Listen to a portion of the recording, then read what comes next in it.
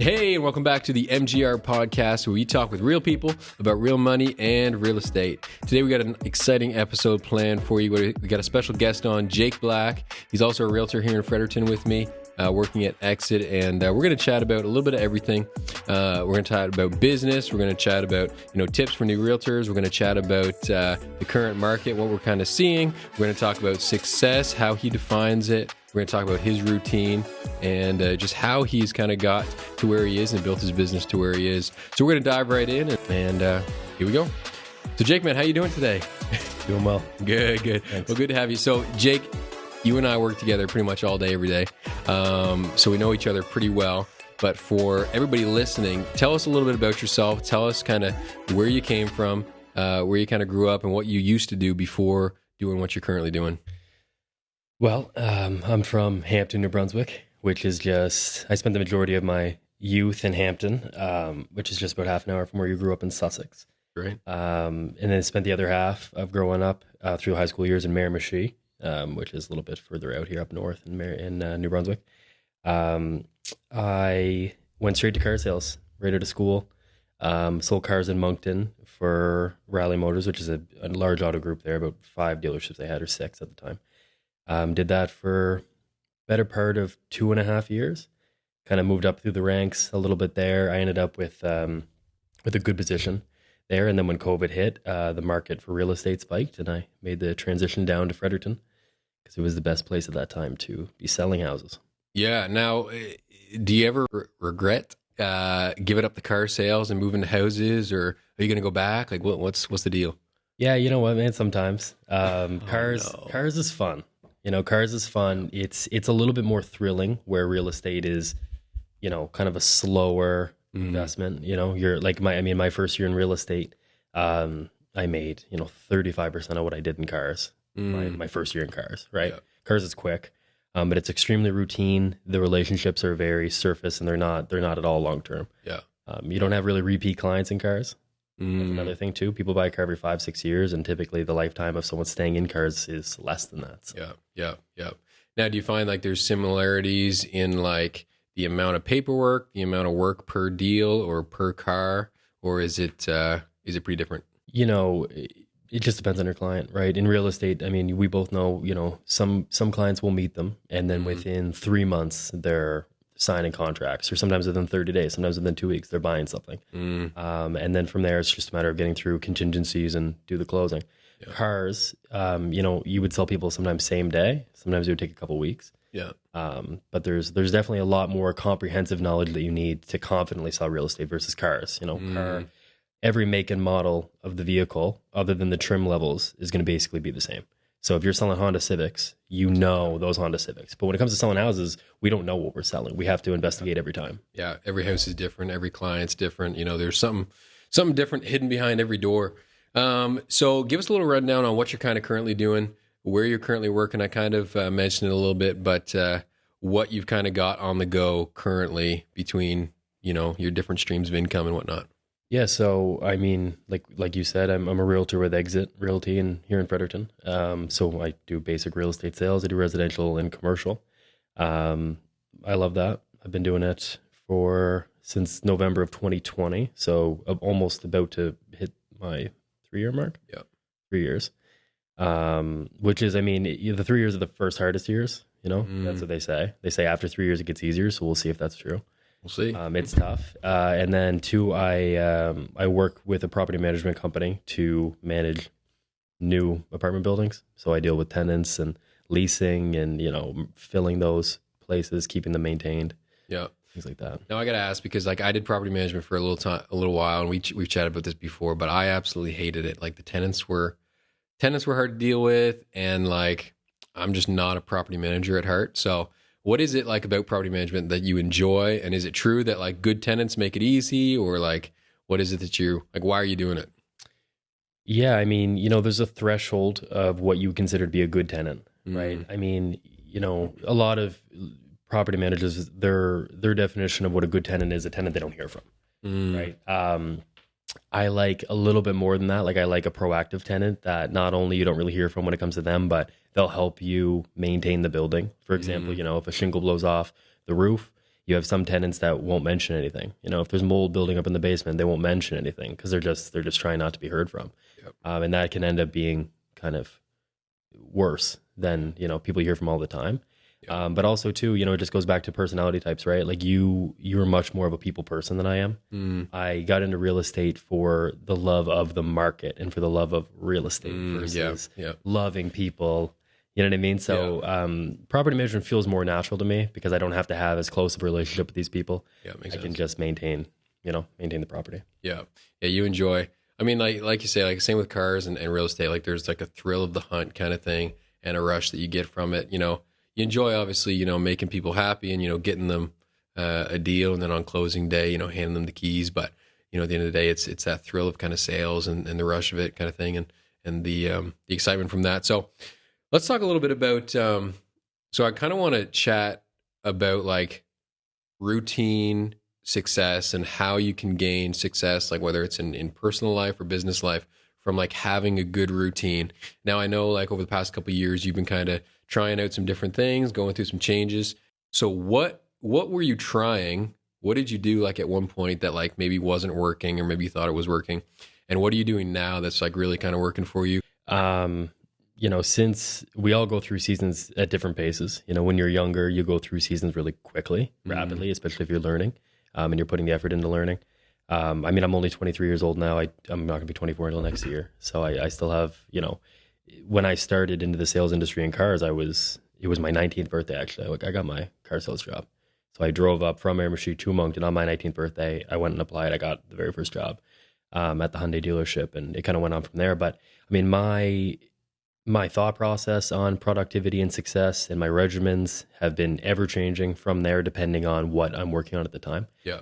Health and fitness is, I think, extremely important to me. And I think it is a building block for most people to feel good about what they're doing at the time. Because not only do you feel better when you're healthier, you feel better, you think better. If you're eating clean foods, you're going to think cleaner thoughts. That's kind of the way I look at it. But also too, like, your daily regimen can really take a lot of the mental load off of what you're doing at the time. Like in real estate, so much of what we deal with is just mental weight as far as, you have, let's just say you had 3 or 4 clients that are all under contract at one time. Yeah. You have to manage all of their contingencies at that time. You have to figure out, who's going to be at home inspections when's financing, do all these things. You got to balance your relationship with them. You've got to balance your relationship with whoever the selling agent is at the time, or buyer's agent, depending on your situation. So there's a lot of just micro tedious tasks that you have to remember to do in the right order at the right time. So I think that, if you're planning, I mean, my biggest tip I give to anyone that wants to be a little bit more productive is to plan your day the night before, every single time. So you have a good structure of where you're going to be in what areas. If you have to get paperwork signed here, don't make 2 trips to the same place. Yeah. You know what I mean? How much time you're spending in the office consistently. On your CRM, using your CRM, which we're going to touch on, I'm sure, is a huge part of it. But then also too, like, you also have to be doing things for you all the time, because we're in a serving job. It's customer service.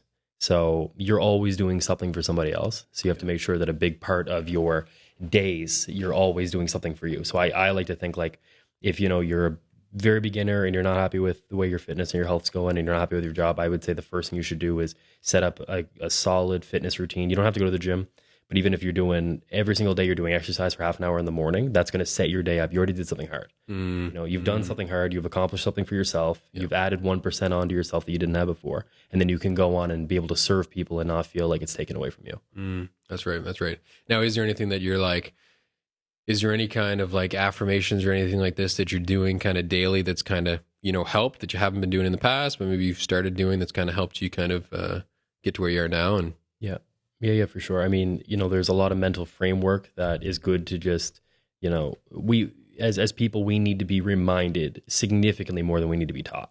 You only, like, most of the struggles that people have aren't things that they don't know. It's just things that they're not reminded all the time of doing. So, for example, touch on affirmations or, goal writing or journaling or whatever you want to call it. Every morning I usually get up between 5:30 and 7. And I usually go to my favorite coffee shop here in Fredericton. And I'll sit down and I'll read a couple chapters of a book that I'm reading at the time. Like right now, I'm rereading James Clear, Atomic Habits, which is important. It's a good book. Everyone needs to read it. Yep. And then I'll just write out, I don't believe in affirmations like the same thing every single day. I don't rewrite the same sentences to myself. I just rewrite. I read what I wrote the day before, and then I just write a new variation of that, as in just reminding myself to do something, like reminding myself to think positively today, reminding myself that even if I don't get as much done today as I would like to get done, I'm still getting more done than I did, in the past. And you're always improving. You just need to remind yourself to think in a certain way. Yeah. When you said you're not writing the same thing, over and over every day, it kind of reminded me of all the times I'd get detention. And, you had to do lines and stuff like this. And I did a lot of lines. So you never got the done. I wasn't always this good. Yeah. No, but anyway, yeah, that's awesome. I mean, like you say, it's good to remind yourself because, a lot of people, especially in this industry, some people can argue, but it's a fairly high stress, career. You're always on call kind of thing. You're always working. So it's good to be, and it's easy to get down on yourself, like in the ebbs and flows of the market and stuff. And when you're not making sales or you're not busy, people aren't calling you. It's easy to get down on yourself kind of thing. So like you say, just reminding yourself and doing those affirmations. And, some people do affirmations, some people, do voodoo cards or whatever you want to call them. Some people just pray, everybody's got a different way of doing it. But like you say, that reminder that, you're good, you got this, you have the skills, you can, you've done this before kind of thing. Like you can do it. That's super important. Another big thing about what it is a very stressful job. It's a stressful career. It's a stressful industry. There's all kinds of moving parts and everyone has their hand in the same basket. Yeah. Dealing with lenders, they're getting paid based on commission. Realtors getting paid based on commission. Same as the selling agents or the buying agent. And then obviously too, you need to keep your client's best interest in mind. I think that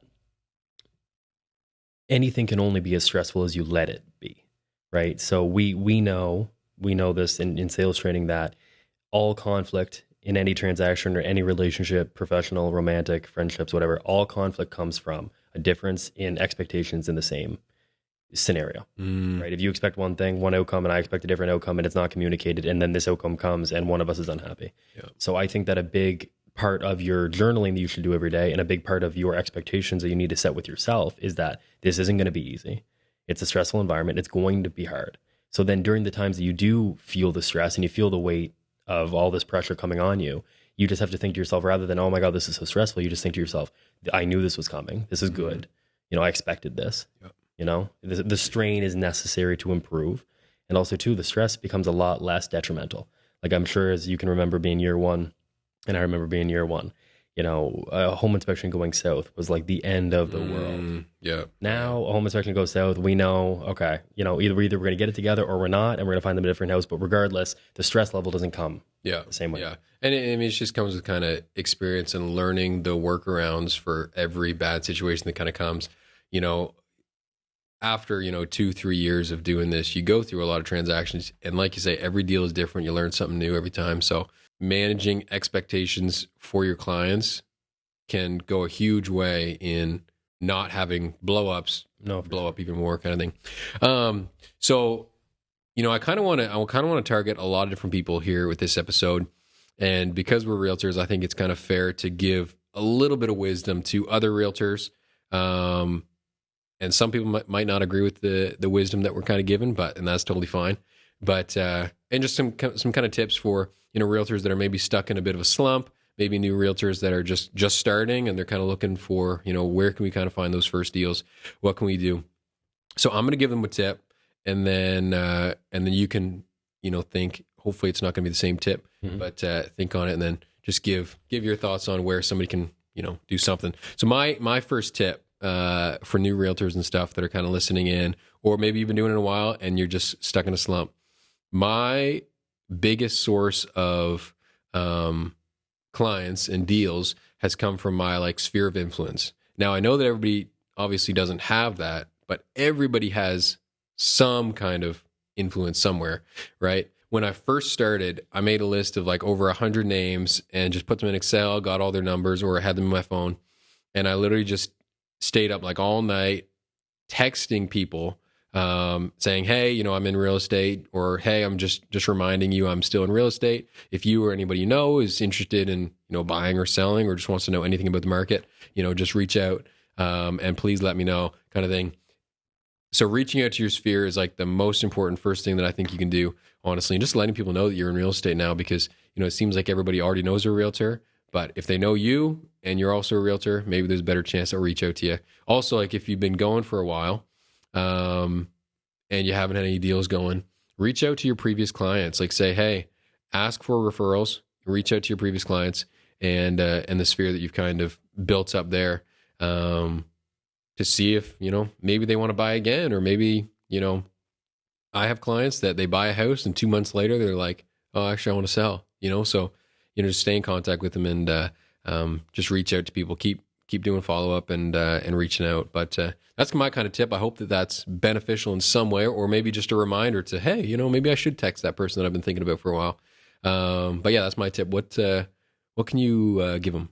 Well, I have two things. So one, I'll touch on your point. Yep. A lot of us don't have a sphere, depending, like I said, at the beginning, I moved here to sell real estate, which is, I was told by every single person I had known and respected that was the craziest and stupidest thing they ever heard. Yeah. Because, they're going to pick the big name over you. They're going to want to work with other people that they know or from their community or whatever. I think that is not true, in essence, because I think that, if you think back to why you picked, your real estate professional that you and your wife bought your first house with, it really wasn't based on anything more than a feeling.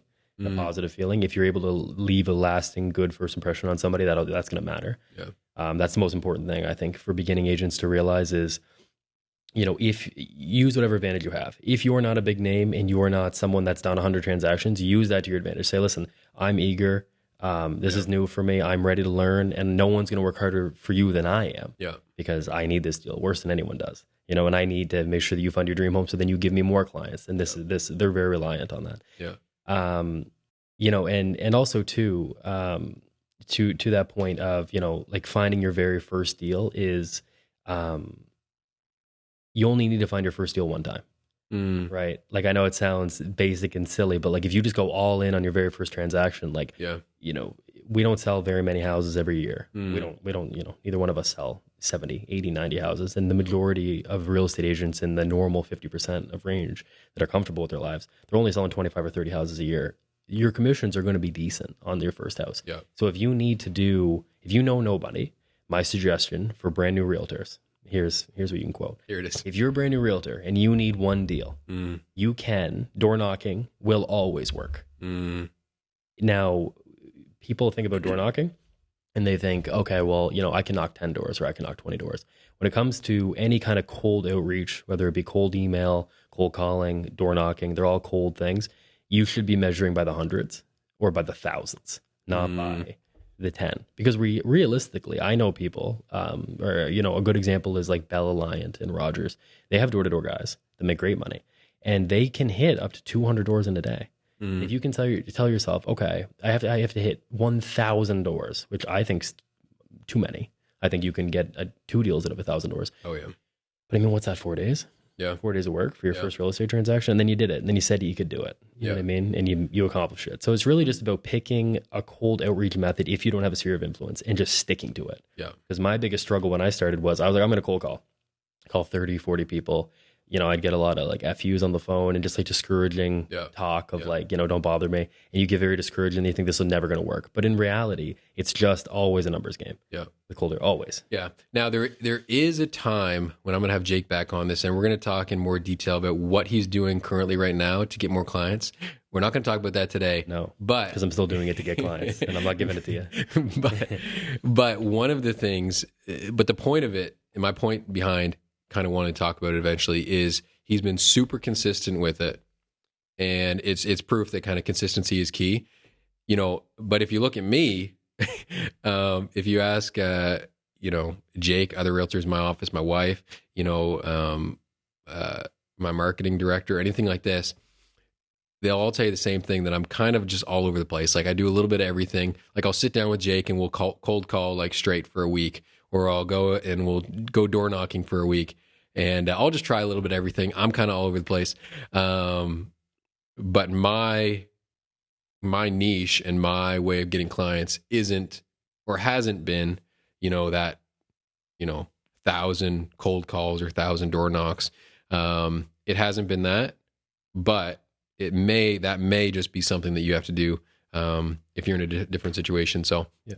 But whatever it is that you're doing, and what I'm doing is different now. But whatever it is, you just need to be consistent in it, and you need to do it for a full year or 6 months to a year at least, because then you'll get you'll hit every season of the real estate market, and you just gotta be consistent with it, and just stay busy, and not stay busy, stay productive. Yeah. And also to touch on that, it's, as you said, when it comes to consistency, that's going to be the most important thing when it comes to prospecting in general. Yeah. Whether we're talking about cold outreach or we're talking about sphere of influence marketing or drip campaigns or whatever, it's always based around consistency. Yeah.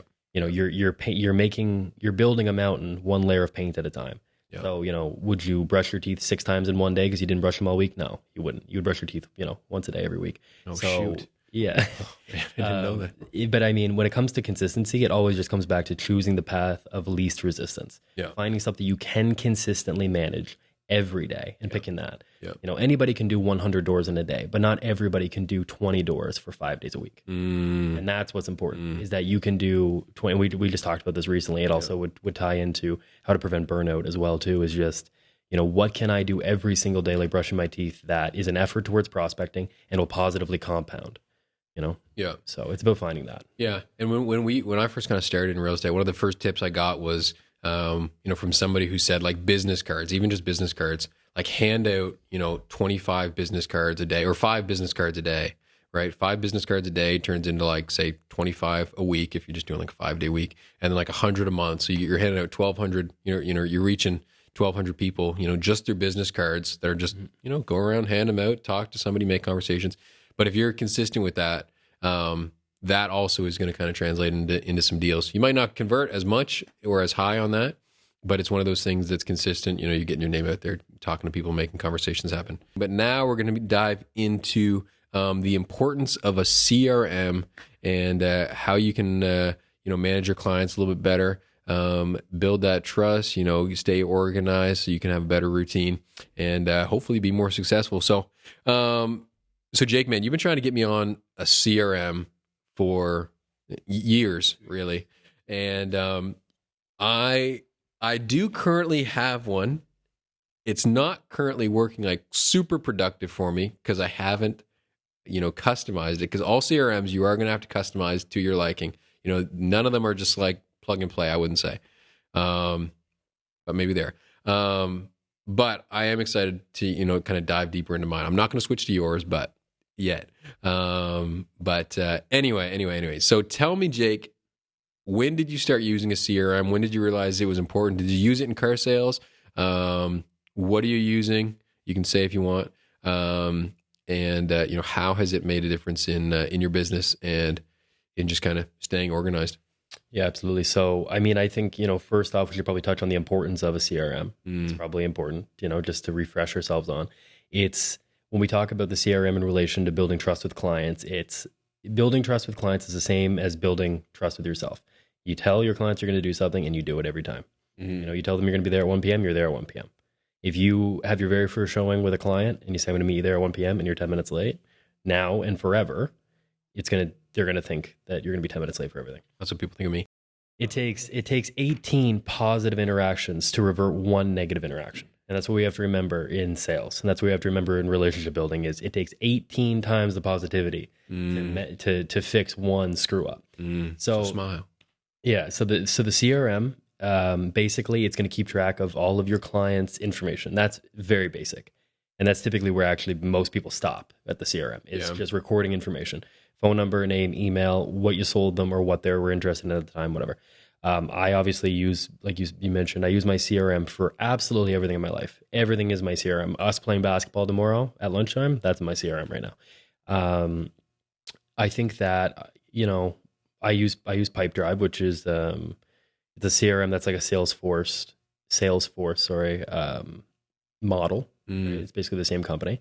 I did use a CRM in car sales, kind of. I just made Excel spreadsheets because when I started into car sales, the auto group that I worked for, they just use spreadsheets for everything. So I just learned how to use Excel. Okay. So I would record.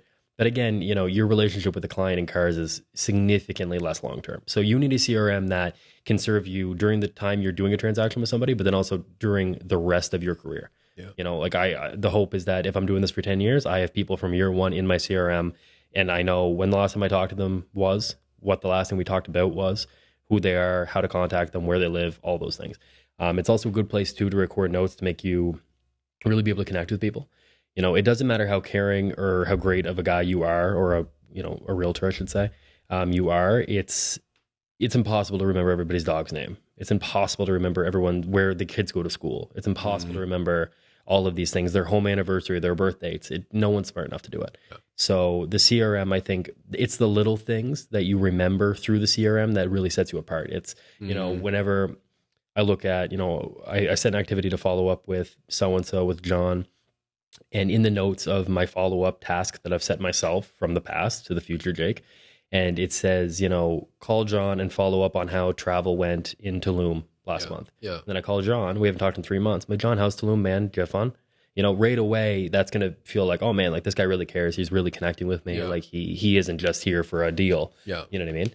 And I mean, it's not also too, to sort of cut you off, but maybe it sort of is, you're putting those notes in there so that you can, feel like they're, feeling connected next time you talk to them. And, it is to eventually get a sale, but at the end of the day, it's going to help you build those relationships. It's going to make them feel more comfortable. It's going to build that trust kind of thing. And so it is super important. My wife always says to me, because I love, just chatting with people and staying busy.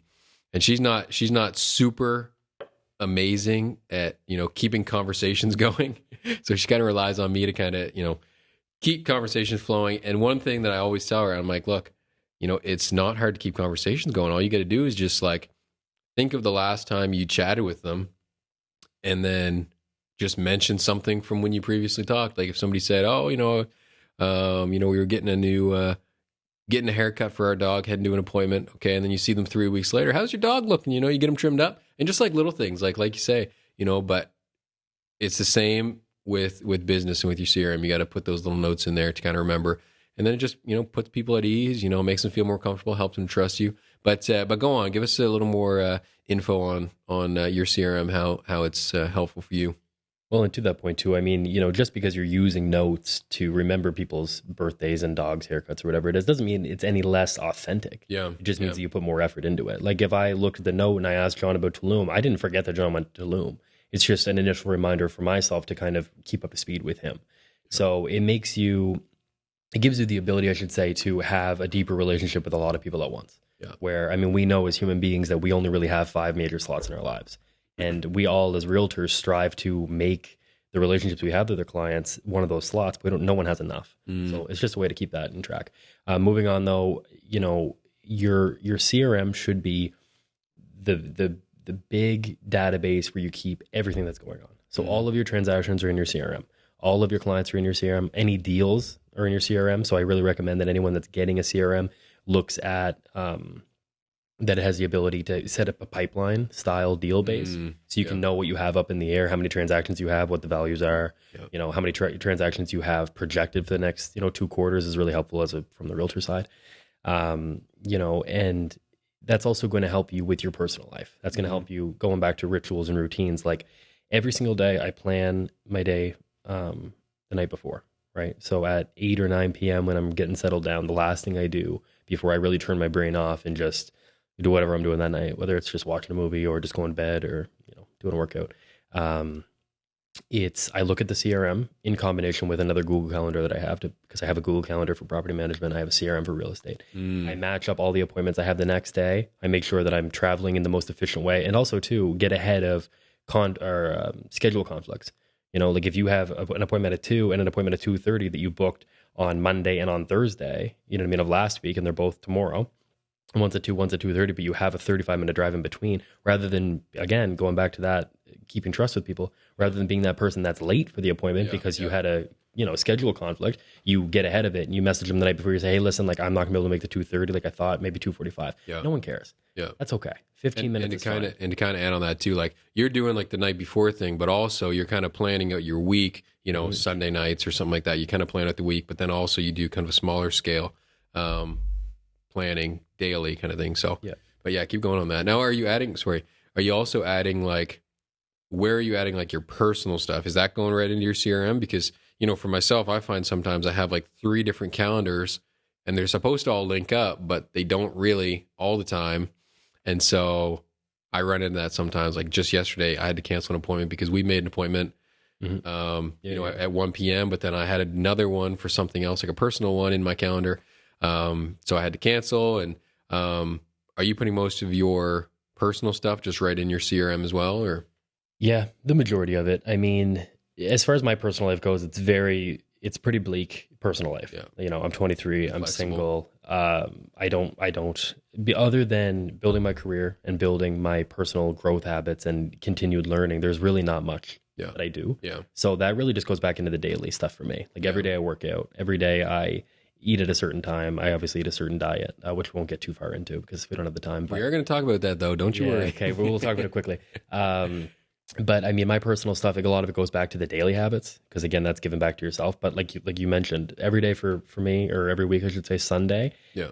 I don't take off the entire day on Sunday because I'm probably a little bit of a workaholic. But after my open house on Sunday, which is usually done around 4:30, I'll take at least the rest of the day to just drink some water, do some, some people will do meditation, some people do gratitude, some people do affirmations. Just take some time, whatever refuels me. Like right now, I'm just reading. Like that's what I like to do. Reading and journaling, I think, is extremely important. Yeah. I really live by if you want to learn about the world, you read, and if you want to learn about yourself, you have to write. And so people need to be writing all the time. At least once a week, you need to be writing. You need to get the thoughts out. Yeah. Because we all have them. So, anyways, you do that thing, you recharge, and on that Sunday, you should plan whatever you have going on in your life. Like for you, obviously, it's going to be a lot of family stuff, which is a little bit more complicated. But let's just say you had, a smaller family demographic of like 2 people, you just a couple, let's say. On Sunday night, if you're a couple, you should plan whatever date night you're doing or whatever date day or whatever's going on at the time. You need to plan that, and you need to plan your workouts. You need to plan whatever the personal growth stuff is at the time. If you're taking cooking classes or, whatever you're doing, you need to plan that. Yeah. It's the same mindset as really successful CEOs.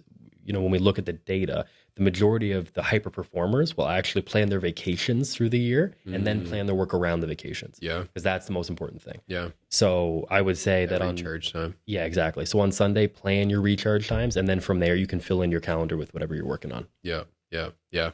Yeah. No, that's awesome. And that's all super important. And yeah, I mean, like you say, like, it is slightly different for me and you. I've got, 2 kids, a wife, all this stuff going on. And, my wife's got a schedule of her own and she's making, so we have like a big family calendar at home, but it's hard to, obviously add all of that stuff into my CRM. So, I mean, everybody's going to be slightly different, but, you can take that personal stuff. And also, I mean, it comes down to, if you're married or in a relationship, just having good communication with your spouse and, setting expectations the same, setting, the same kind of goals and stuff so that, you guys are on the same page with, scheduling and what you're trying to achieve, in business and in work and life and stuff. So, setting those goals and just having open communication with your spouse or girlfriend, wife, whatever it is.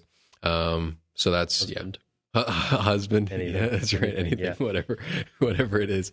And so to quickly add on to that too, I mean, that communication that you're doing with your partner, you also need to be doing with yourself. That's what so many of us miss is, if your major goals in 2024 are going to be to figure out your finances, that's the majority of people. The majority of people have credit cards and subscriptions and things that they don't know about and they don't want to look into because it's so stressful. Yeah. And that's the biggest objection I see in most young people, especially.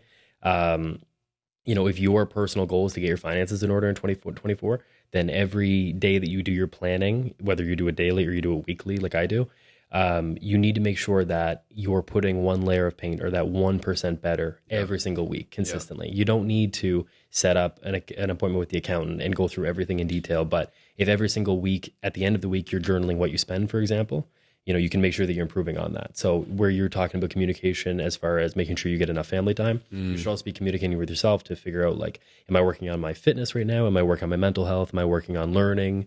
And if I am working on one of these things, what am I doing consistently every single week? At least once a week. I would say 2 or 3 times a week, but at least once a week, to make sure that I'm progressing in that. And communicate that with yourself, and have that self-talk of, hey, listen, like, we're working on finances, we're getting our shit together in finances in 2024. Like, we're not poor anymore. Yeah. So every single week, on Sunday, you're doing the hard work.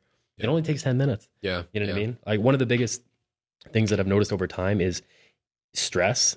Just to speak back on what we were talking about before, stress in the industry. So much stress comes from simply not, like, what is stress? Yeah. Stress is the feeling of, typically, not always, obviously, but typically stress is just the feeling of something that could be fixed because it's in our control, not being fixed. Yeah.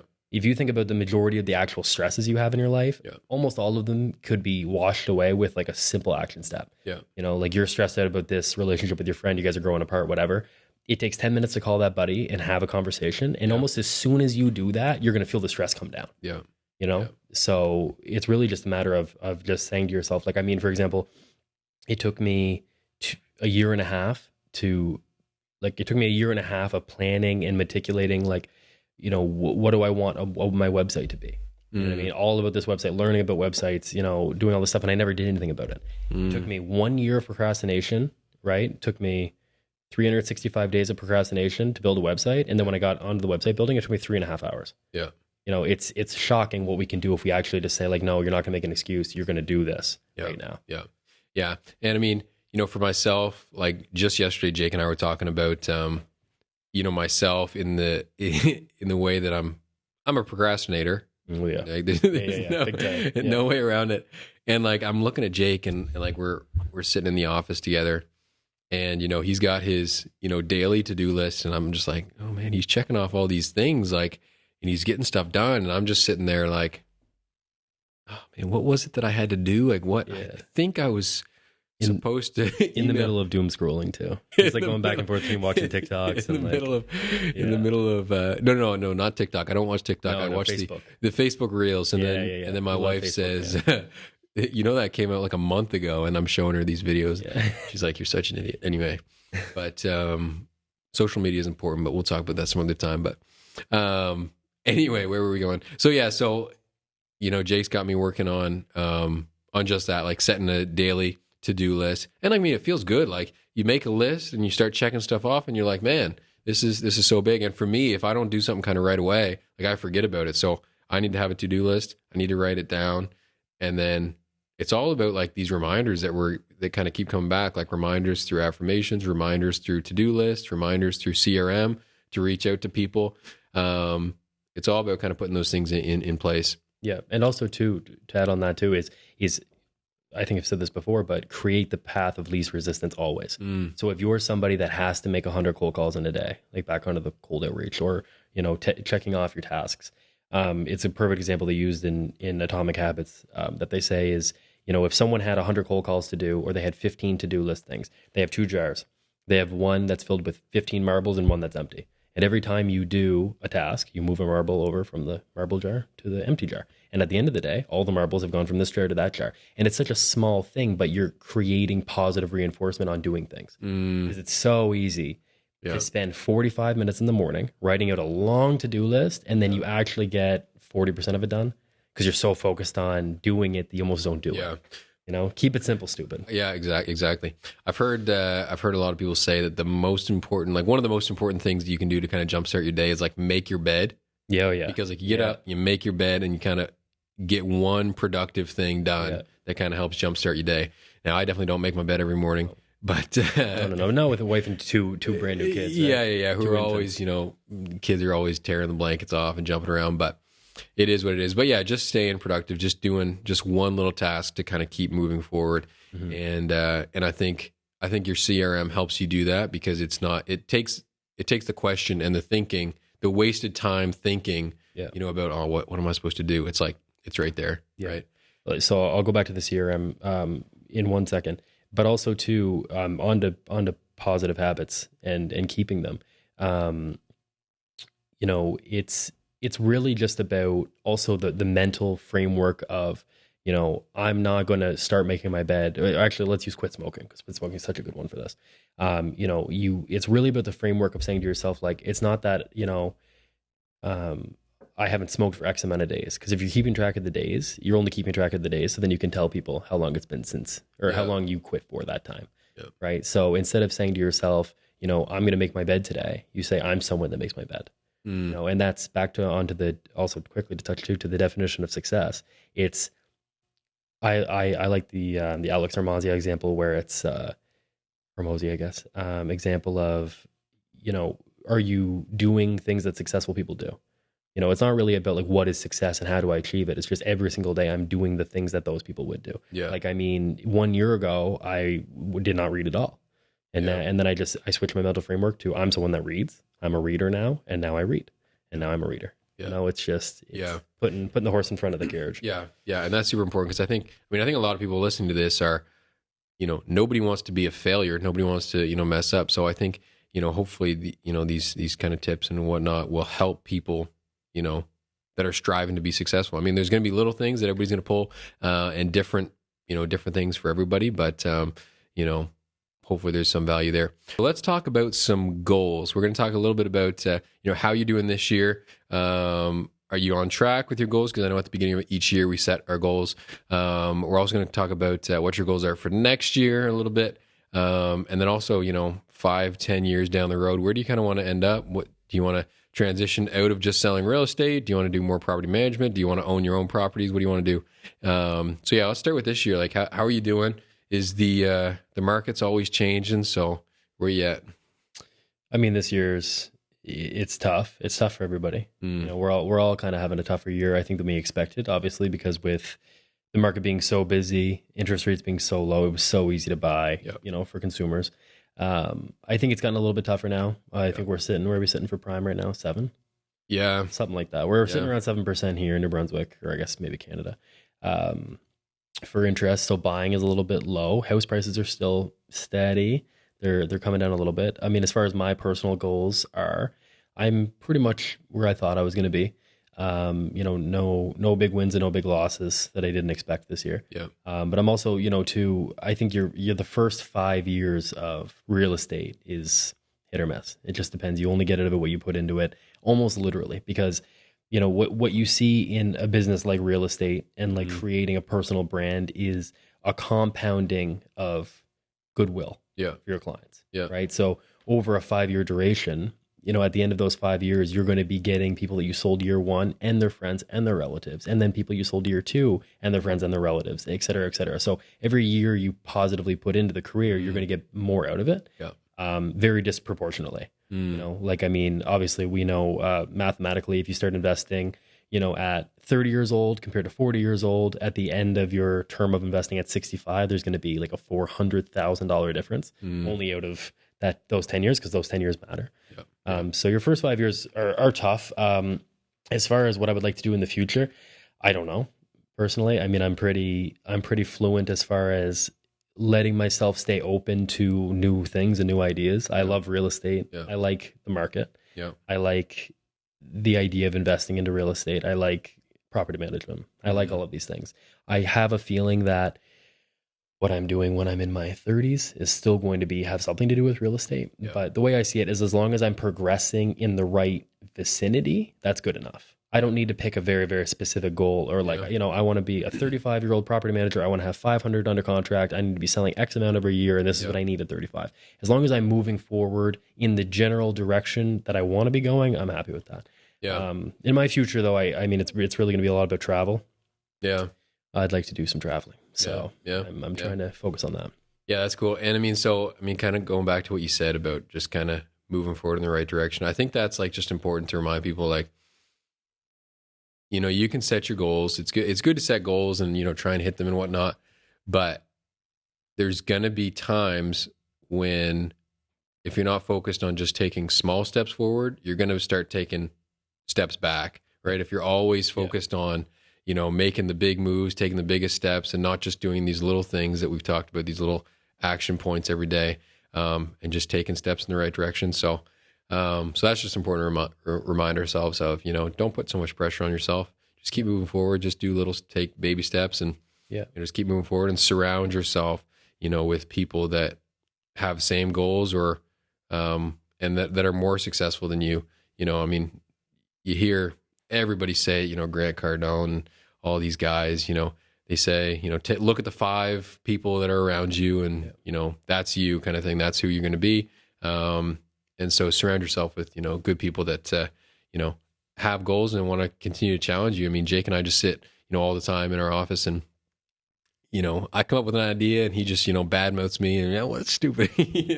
But we're always challenging each other and I do the same for him. Yeah. And at the end of the day, we just want each other to be successful and continue to grow. And so that's why kind of over the past couple of years, we've been able to, help push each other, but also learn from each other, ways to kind of scale up and just get better. And actually, let me add on to that quickly too. It's very, very important to have people that you look up to in all realms. Yeah. Because I think that, your growth in your business is going to reflect if you're growing in your personal life. Yeah. If you're a happier person, you're going to sell better. Yeah. You're not going to be, if you have a better financial life, you're not going to be nearly as, it's not going to come off to a client that you're looking for a sale because you're not, you're not. If you're not in a desperate mindset, you're not going to come off desperately. Yeah. But it's very important to have someone that you aspire to be like, or just have things in their life, whether it's professionally or personally, that you just respect. You know? Like obviously I would like to have a family. I'd like to have kids. You have a family, you do have kids, you have a wife, that's important for our friendship and for our dynamic. And it's also really important too, what a lot of people miss on is having someone that you also can influence. Yeah. Finding someone that you are not better than, but find somebody that you can positively influence on a consistent basis. Yeah. And keep that relationship with them, because even though they're not necessarily providing as much to you as you are to them in that dynamic, it's a ladder effect. Yeah. It's just positive. It's just positive for the world. If you're doing things that are positive for the community and positive for the world, you're going to make money later. Yeah. Yeah. Absolutely. That's a belief. And we're all running a marathon here. Yeah. Nobody's running a sprint race, and that goes back to the habits. It goes back to every single day talking to those 20 people or handing out those business cards, because you're not gonna be the best realtor. No. You're not gonna win at these things. There's no such thing as winning in marriage. Yeah. You stay married. There's no such thing as winning in business. You stay in business forever. Yeah. I this morning actually, I don't know what I was doing, but I just had this thought. I was like, that I had to remind myself. I was like, look, I'm grinding. I'm putting a lot of pressure on myself. You do the same thing. But I got to remember, like, I don't need to be the best, realtor or the best property manager. Like, that's not what I need to do. What I need to do is just be the best, me that I can do the best that I can do. And that doesn't necessarily mean that I'm going to be the best, realtor. I'm not going to sell the most homes. I'm not going to, be at the top of the leaderboard every month kind of thing. And that's totally fine. Everybody just needs to continue to be the best that they can be. And like I said, help people, surround yourself with good people, and that it'll all work out. All the overnight successes that we all like and we aspire to, they all took 10 years. Yeah. You know what I mean? Like, you never see, you see that person who blows up in this career or becomes very famous. You know what I mean? Like Jordan Peterson, you said his name earlier. He's obviously extremely famous now. He's one of the most famous people in the world. I mean, he's been doing boring psychology studying for 20 years. 20 years of just goodwill, of just like believing in a topic, learning everything about it, and then suddenly he seems like an overnight success, but in reality it took 20 years to do that. It's the same thing when it comes to real estate. I believe. No, absolutely. We'll see in 20 years though. I guess we'll see. But anyway, Jake, man, this has been awesome. This is a lot of fun. I mean, we chat all the time, but this has just been great, and hopefully everybody listening has been able to, grab a couple bit of tidbits and of knowledge and, good information out of this. And, maybe you can relate to it. And that's totally awesome. That's kind of what we want. But other than that, we're going to kind of wrap it up. And Jake, I just really appreciate you coming on here. And it's been a lot of fun. And Jake's definitely going to be back, as we kind of progress through our careers and as we do different things, we're going to come on and talk about it. One day, Jake's going to share some info about his secret to getting clients. Thank you so much for having me. I appreciate it. Yeah, man. No, it's been awesome. So thanks everybody so much for tuning in. This is the MGR podcast. If you have any questions at all or want to get connected, you can check out my website at gosman.ca anytime. And other than that, look forward to having you on the next episode. See you later. Thanks so much for tuning in. If you have any questions or want to learn more, feel free to check out my website at gosman.ca. Wherever you're listening from, leave me a 5-star review and let me know what you'd like to see in future episodes. Also, if you're a buyer or a seller and looking for some guidance in this ever-changing real estate market, I want to work with you. So get in touch today through my website at gosman.ca, or you can search Micaiah Gosman Realtor on Google and get connected with me through any of my social media platforms. Thanks so much. We'll catch you on the next episode.